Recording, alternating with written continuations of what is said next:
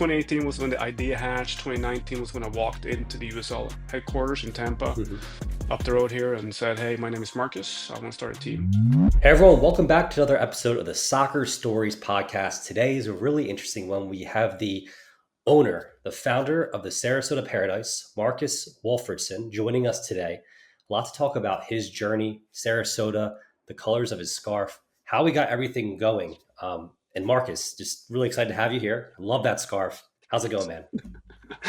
Thank you for having me on, man. No, it's going well. It's going well. It's a little bit cold here in Paradise for a while, but now we're back to normal.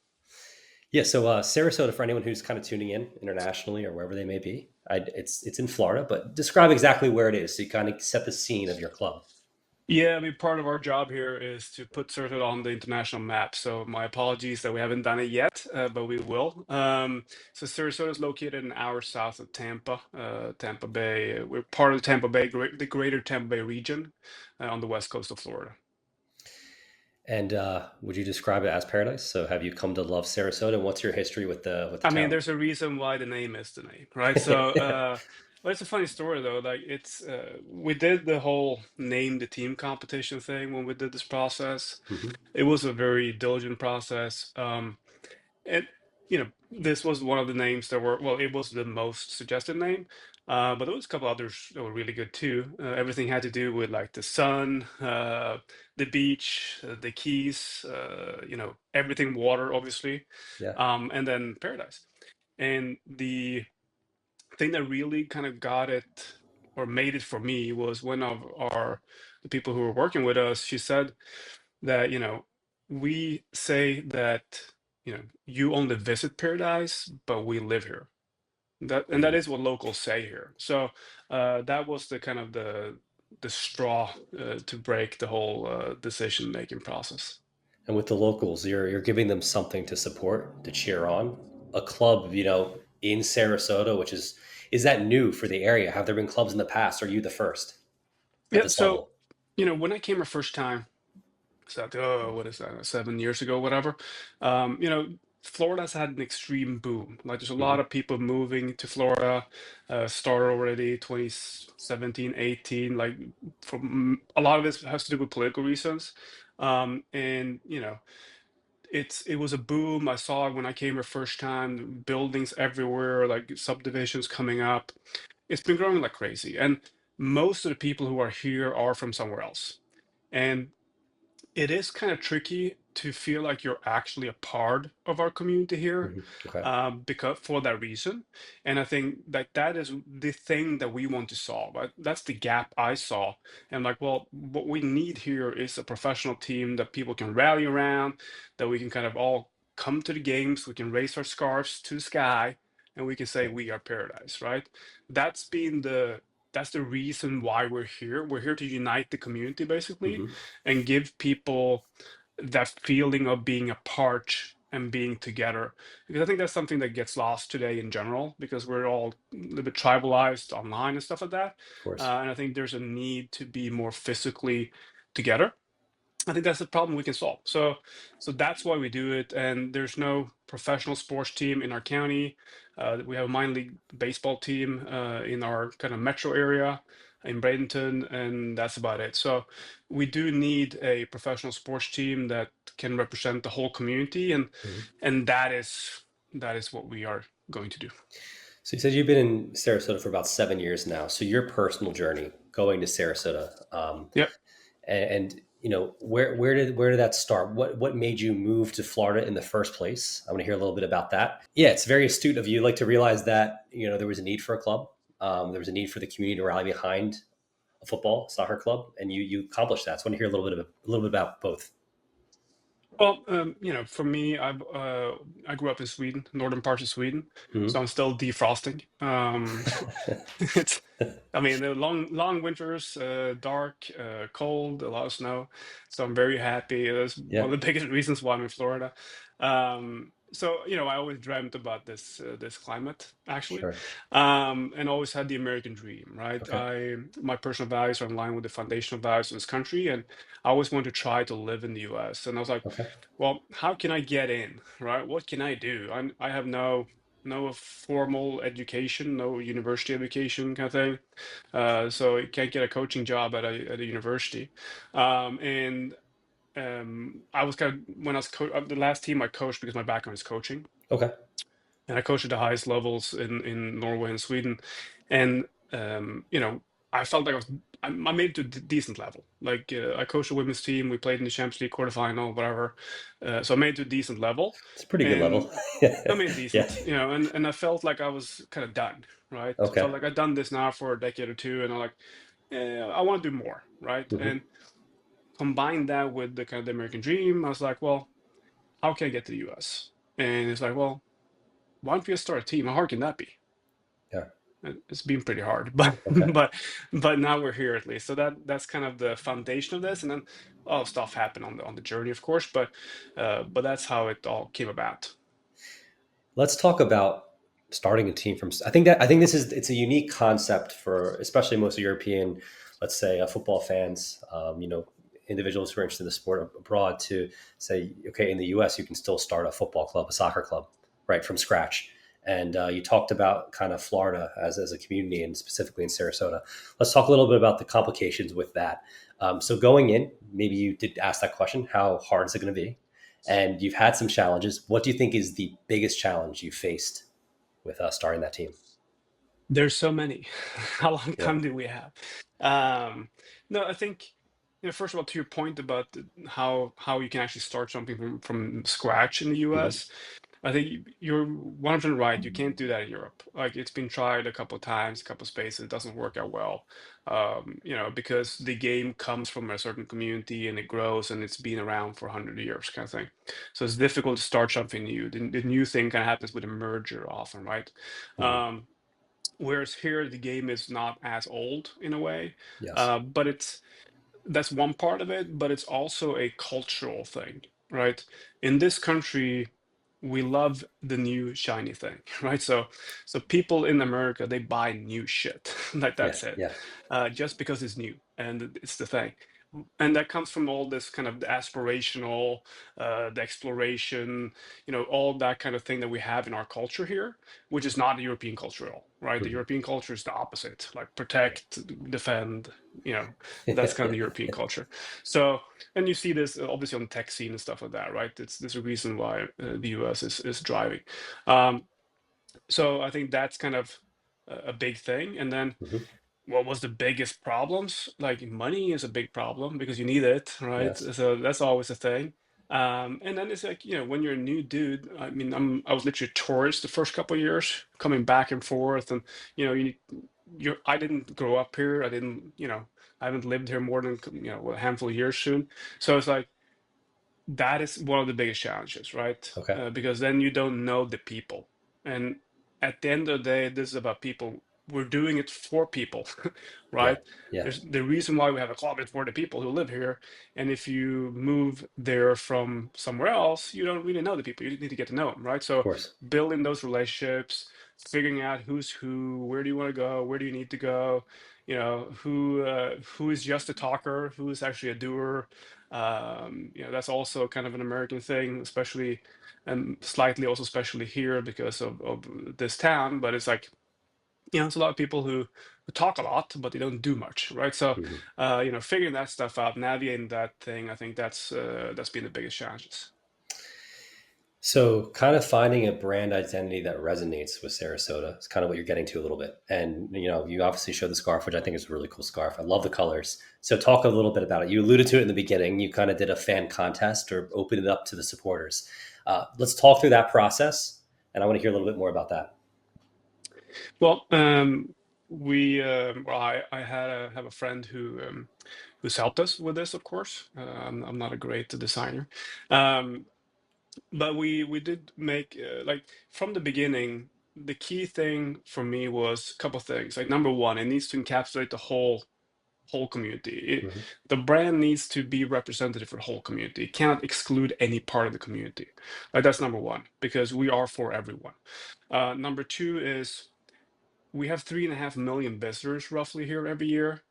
I want the brand to be something that when a tourist walks past a window and they see this logo, Where is it? There. Yeah, They love see that this logo. logo Yeah. in the window. They're like, that's the thing that kind of represents my time here in Sarasota, right? And buy it, hopefully. Yeah. If that's a t-shirt, hat, whatever. So those were a couple of things that were very important in this process. But the most important thing is like it needs to encapsulate the whole community. And we have a rich history here. We have a lot of arts and culture. Hmm. Like it's an amazing spot because you can go to theater every weekend, you can go to concerts, you can do all these things, tons of galleries and art stuff. And we have a rich history from the circus, right? John Oh, really? Ringling and Okay. yeah, so the Ringling brothers, are from Sarasota, or like not off. They came to Sarasota early, and with P.T. Barnum, obviously made a splash. So that's a rich part of our history, right? So we need to take that stuff into merge all of that stuff into what the city is becoming, kind of thing, and build from there. This building process. So I want to get to obviously the league that you compete in, the team, some stuff about that later on in the podcast. But in terms of the building process, you talked about your experience as a coach at what I believe is a very high level. Despite you say it's a good level, it's a very high level. You made this transition here. This process, like, was this just an idea you had one day? Did this take years to make happen? You see the MLS stages, someone like a David Beckham vying for it now. It's very different in Miami, his own stadium, talking about the club for 15 years, and then it finally happens. How long was this window? How long did this take to really matriculate? Well, allegedly, the idea was hatched in 2018, Okay. right? Okay. So, so it's been a couple years, Yeah. and we're not where we want to be yet. Okay. Right? We'll have some news later in February on that, but it has taken a long time. And like I said, the biggest challenge was that I was a tourist in the beginning. So this club was started basically from Sweden. Yeah. I came over a lot, so I had a lot of miles. I racked up a lot of miles. Um, so I got good status on the airline. But that's the benefit of this. But so that made it tricky. But also, yeah, I mean, it's a process because you go through different things. Now for our league, the process is shorter, right? But if you want to go pro, the process is longer, that is our goal. Yeah. And there's a lot of paperwork involved. There's a lot of people you need to meet. There's a lot of things you need to do, and you need to find. I mean, we just got a lease at Premier Sports Campus, for example, right, in Lakewood Ranch, and we uh, it was a very smooth process. It was Okay. very fast in government terms, and it took a year, right? So that gives you an idea, like what stuff takes time, right? Yeah. The branding process we Liam, who designed the brand with me, we did it in record time, but it still was 3-4 months, right? Yeah. Normally, you should at least spend 6 to 9 months of that. We were stupid. We did it very fast, but we did it well. So we're not sad about it. But so that's stuff takes more time than you think. Processes, stuff like that. So yeah, so I think 2018 was when the idea hatched. 2019 was when I walked into the USL headquarters in Tampa, Hmm. up the road here, and said, "Hey, my name is Marcus. I want to start a team." Um, Literally, what happened? I was wearing shorts and a backpack at the moment, but So you were maybe not actually like the. a legit tourist walking in I was shorts. Yeah. yes, Yeah. legit Yeah. tourist. I did Yeah. not have sunglasses on, but it was Okay. close. Yeah. Yeah. It's close.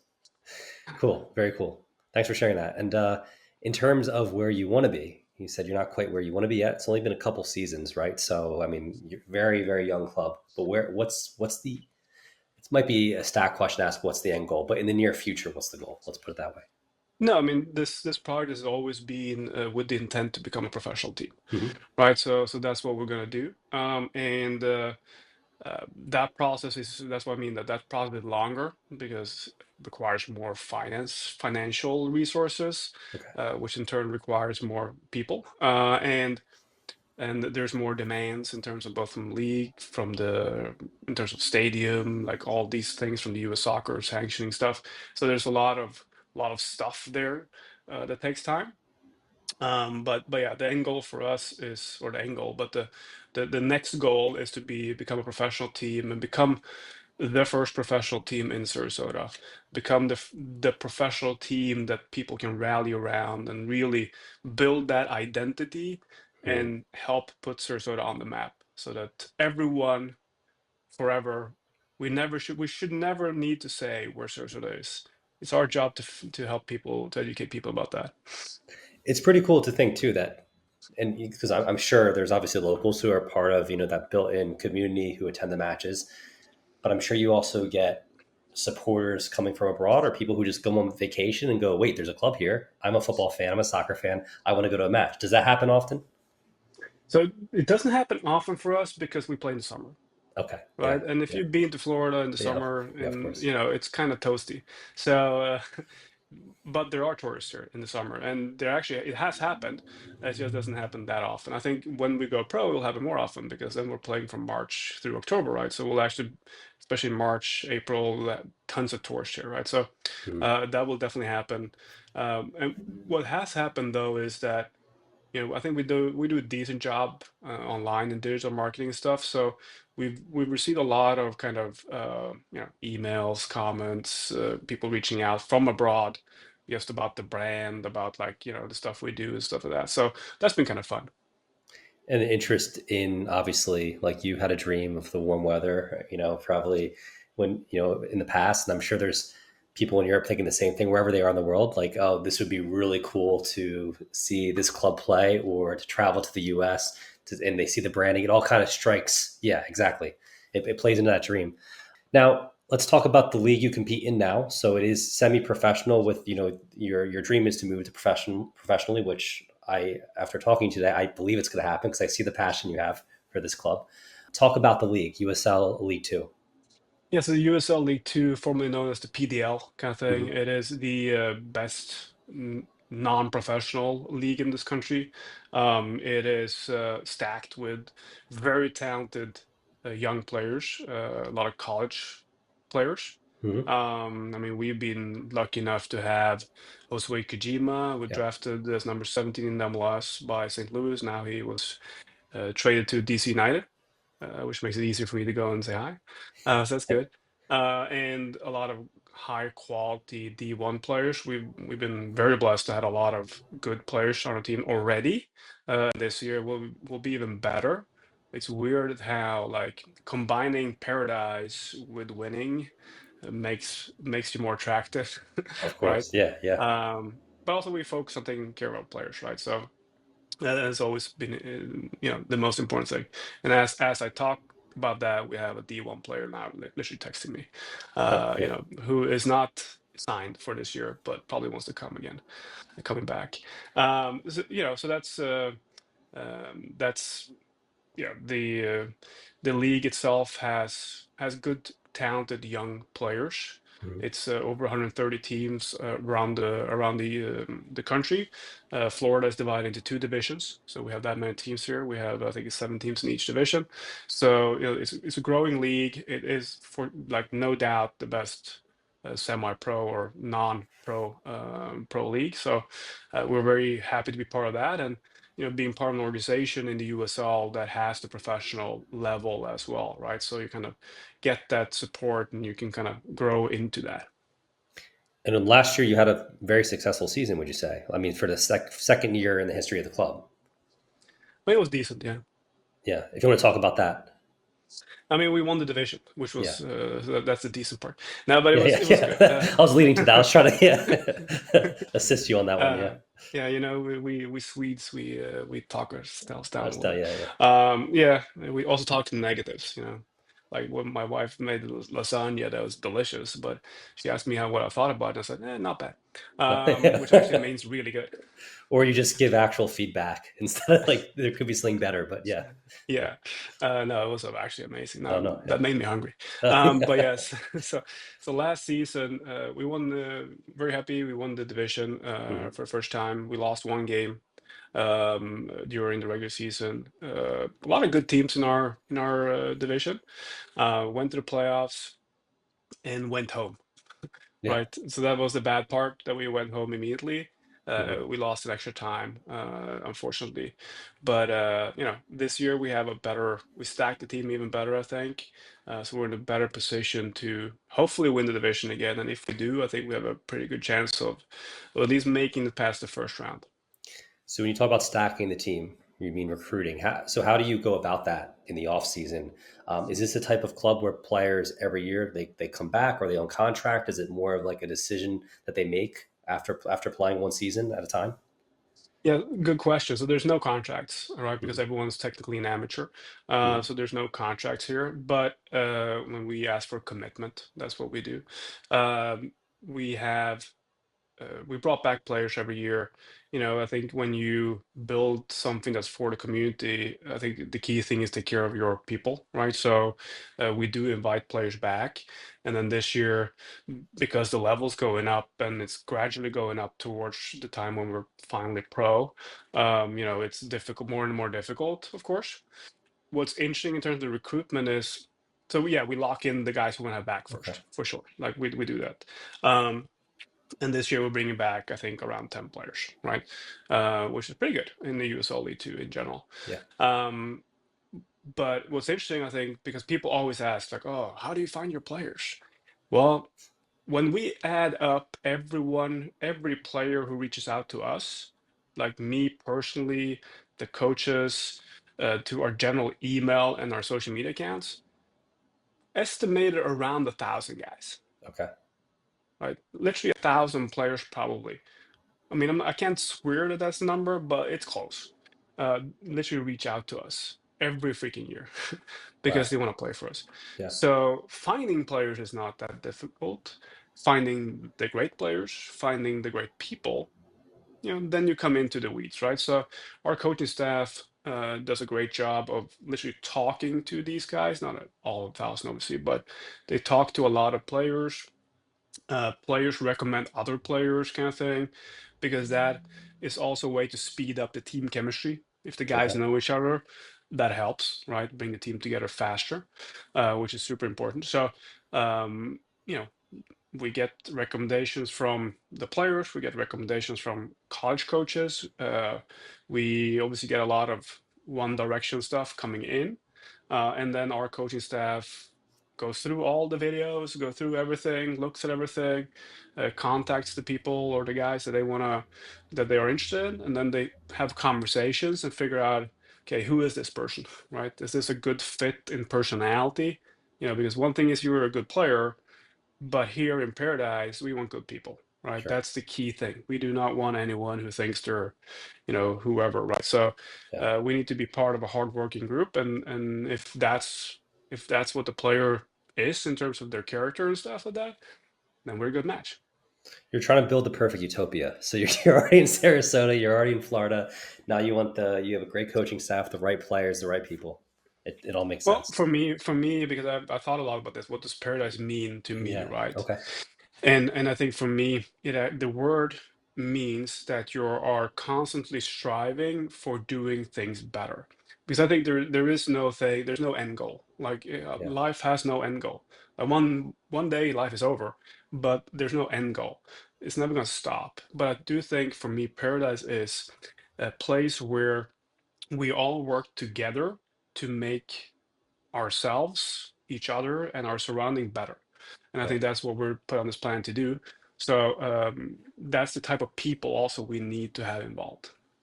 I like that a lot. And so one player you mentioned earlier on in this podcast, this episode is Kojima, right? Who's now at DC. Talk a little bit about, if you don't mind, his journey. That's kind of like the perfect use case. Like someone as good as Kojima who came to play at Paradise. Now he was with St. Louis, played, I think he was like 33 appearances last year. I looked up before this podcast, a starter. And now here we go. He's at DC. Talk a little bit about him. Uh, He was starting until they made the coaching change. Yeah.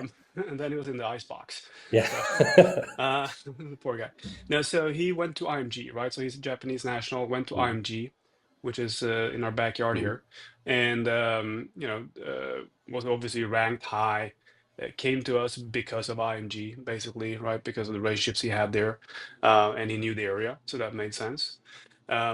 One of the like having him in the group was I think an amazing experience for a couple of reasons. He was very demanding on Okay. everyone else, which for all players isn't a good thing, right? So but that's also where you kind of where you see who's going to make it or not, right? But he was very demanding on everyone else. Well, he was demanding in general, mostly of himself, to be fair, and then on others, right? Which is the way it should be. He and I had many conversations about tactics. So we literally had days where we sat in a conference room, whiteboard sessions. So, the benefit of me being a former coach, and I've done coach education and stuff like that, right? So we literally had like football theory, educational stuff going on and talking about tactics in general, not like team specific, but just general because the guy he eats the game. Like he eats, breathe, and lives the game. So he is like there was no doubt in my mind that this guy would be a professional.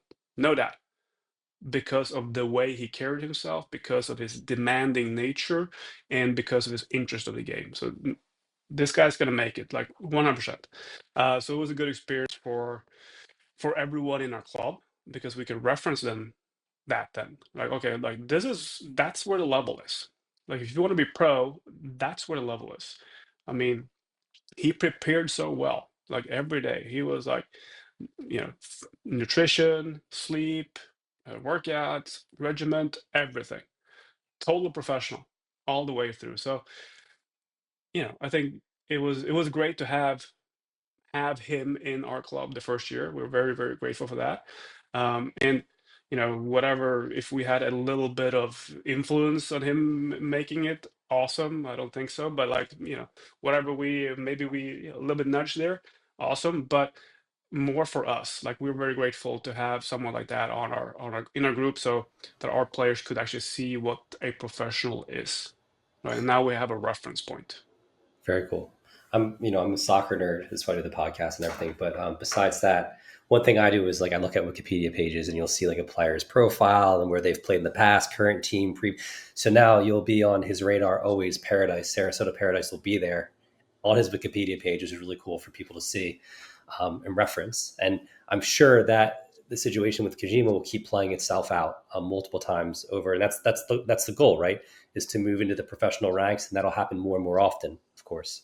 No, I mean the thing, I think because of my background, right? So this club will be a the whole club is a development pathway, Mm-hmm. right? So we're here to educate and develop people. And obviously, first case when we talk about developing players, that's the first thing we talk about, like developing players, because it's a natural thing. Yes, we want to develop players, we want to make better players, but we also want to make better coaches. We also want to develop better front office people, and then we want to develop better people in the community, right? Okay, yeah. So that's kind of what we're here to do. And on the player side, like my dream is that we can become the pathway to pro, right? For real, like even when we are pro, but to the top level. And I think we can do that because we have a little bit of knowledge in terms of what it takes to develop top professional players, and with the people we bring in, I think we can execute on that. So have you partnered with IMG given they're so close, or is it more of just a communication, relationship there, or is there any partnership there? Well, I'm meeting them tomorrow, so let's see. But Okay, okay. we haven't so far up until now. We haven't had any type of official Okay. collaboration. It's just their coaches have been involved with us a little bit. We talked to them a little bit here and there, but also like as long as we're a USL League Two team, we're not super useful to them, right? To be Yeah. fair. Yeah. So that will change obviously when we make the move, and I think that's when it becomes more of a we can have a collaboration that actually is beneficial for both parties, because at the end of the day, if you're going to collaborate or do business with people, both parties need to actually have a positive outcome of that, right? So I think that's we can provide more value when that step happens. Mhm. At this point, we're not that valuable to them. Okay. And you talked about Kojima being a product of IMG, but obviously a Japanese international himself. Sweeping generalization, like just a Japanese football, technical abilities, the attention to detail, what you see at the international level. I think that's kind of overall what a lot of soccer fans think when they think of Japan, right? The high technical ability, potentially. What are your impressions of the American player, if you don't mind me asking, kind of with your history and your background in Sweden? If you were to dive into that a little bit and what you've seen during your time at the Paradise. Yeah, no, I think in general, American players are hardworking. Mhm. They're good at giving their all, which is not a super common. That's actually a skill, first of all. That is not that common in Scandinavia, for example. We need to literally teach players like what does it mean to do your all. And Americans, you don't have to tell them that because they just run through walls, kind of thing in general. I think also Americans are physically usually very fit and technically pretty able. And then I think the biggest challenge with American players usually is tactical knowledge or the ability to read the game. Yes, because of poor coaching when they grew up, kind of thing. And I think, but I'd also say I've also seen a change for the last, what is it now, a decade almost. I've been to the US and been on coaching conventions, etc., and seen players and coached players in action.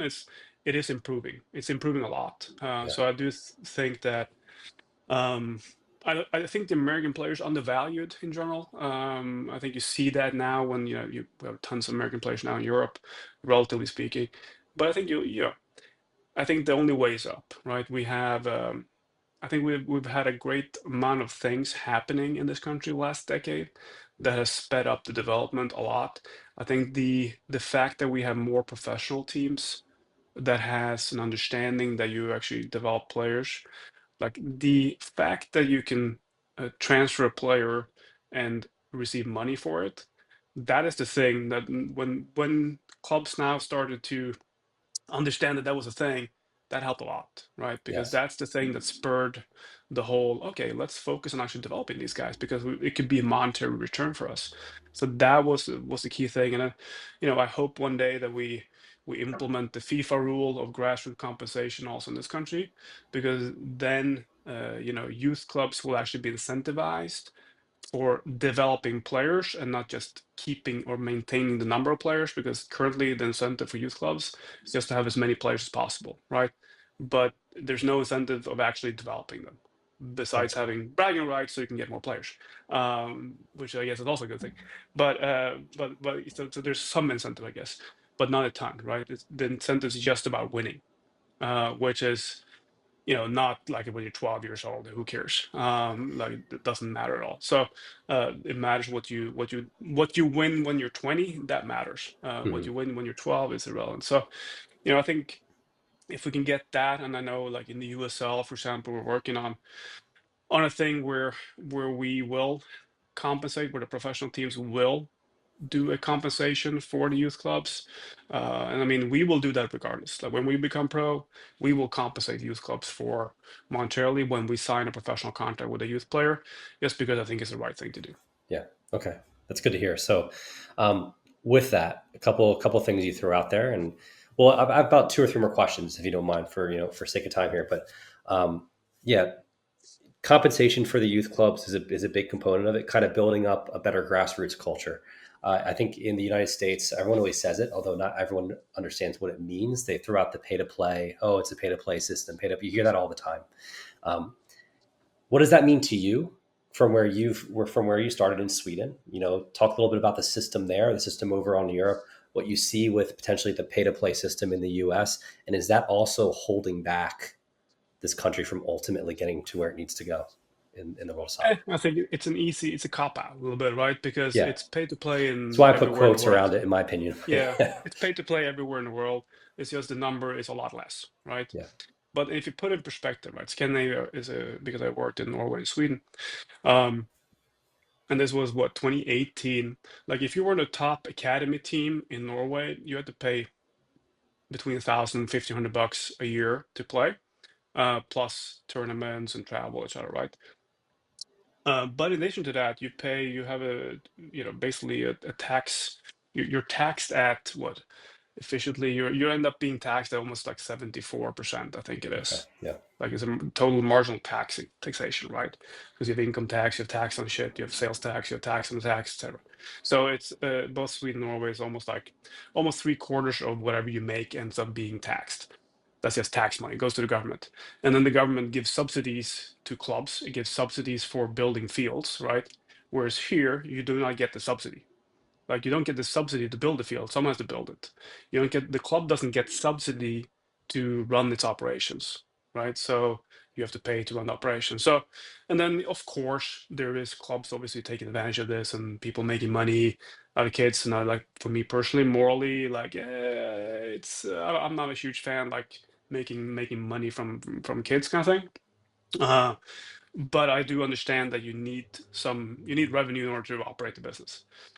Um, and also in the US, for what I understand, all these pay to play things, well, you actually have a coach that's paid.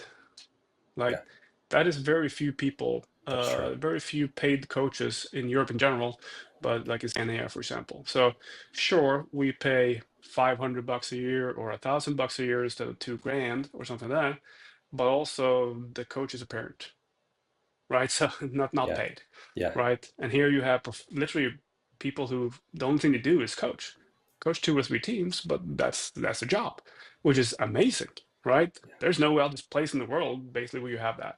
So there's some perspectives there you need to take into account. And like I said, sure, in the best case scenario, I think ideally everything is free kind of thing, I guess. But at the same time, you get what you pay for, right? So there is it's an easy argument to kind of blame things, but I don't think it's the actual problem. The actual problem is more the incentive structure. That the incentive is not there to develop players. The incentives are there to have as many players as possible because the player is money.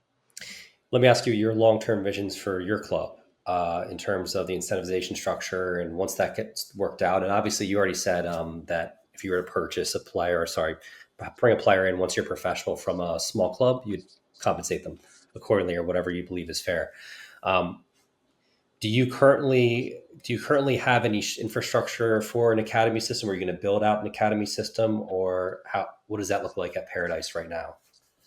I mean, we have clubs that do a great job in our area of educating and developing players, so we should let them do that. Okay. And then we should fill the gap where there is a gap, right? Which is the pro level and kind of the final stages to that. I think that's where we should be and operate.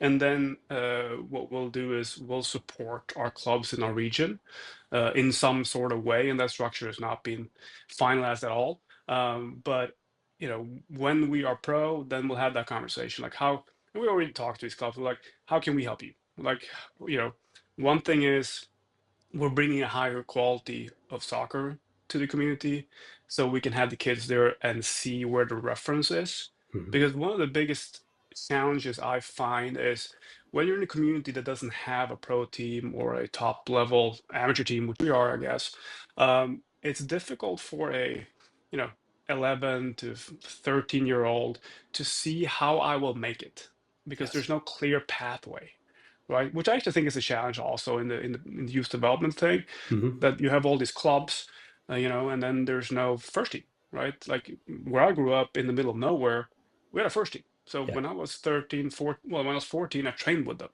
right? So I can see that there was something to kind of reach for. Whereas here, when you're 16, you might be the oldest age group. Like, what am I doing now? Right. So I think that's where we can come in and help our youth clubs and our players in this area to kind of find that, okay, there is a way to make it all the way.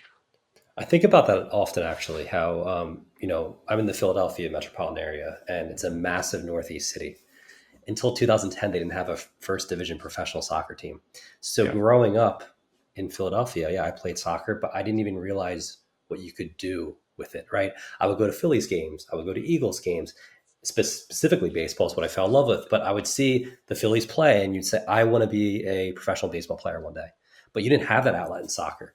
And I think that's also a really strange thing to hear if you're getting the mind of a European. But Yeah. for someone like myself who's 31, that was very much the case not that long ago, really, in the United States. And you know what? I think this is a huge reason why the interest for soccer has kind of exploded the last 5 years or 3 years or Yeah. whatever. Because I mean, you are the generation which is now the biggest pool of soccer fans, kind of thing, right?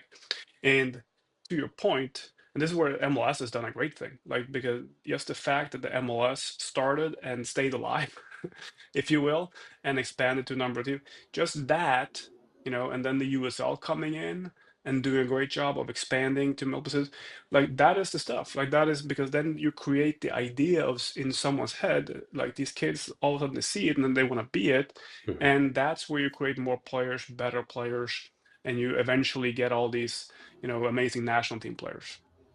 Yeah, it's hard to quantify like exactly from like a I guess a macro level what's happening, like how that transformation happens, but you see it now in Philadelphia. I see it with players like Kevin Sullivan, who's like one of the best youth players in the world, coming up in the Philadelphia Union youth system, and he's 15 years old. So he was born what in the year 2010? Is that the right math? Oh 2009, Jesus, 2009. But that Jesus, was yeah, essentially the first year of the Philadelphia Union, the club. So his whole life he's been able to watch the Philadelphia Union play, and obviously yep. his family's a bunch. He comes from a family of soccer players. But yeah, that's the perfect example.